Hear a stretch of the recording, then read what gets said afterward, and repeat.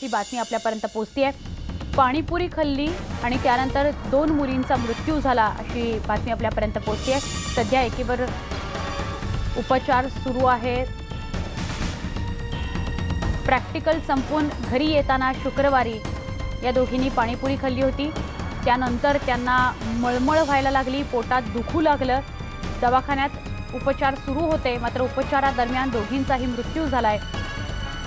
17 वर्षाच्या मुलीचं नाव नैना शिंदे आणि दुसरी मुलगी निकिता रोहनकार यांचं वय 15 वर्ष। या दोघींचा मृत्यू झालाय। नातेवाईकांनी पाणीपुरीवाल्यावर आरोप केलेले आहेत। अधिक जाणून घेऊया आमचे बुलढाण्याचे प्रतिनिधी अमोल गावंडे यांच्याकडून। अमोल, हा सगळा काय प्रकारे दोघींचाही मृत्यू झाला असं कळतंय, काय अपडेट आहे?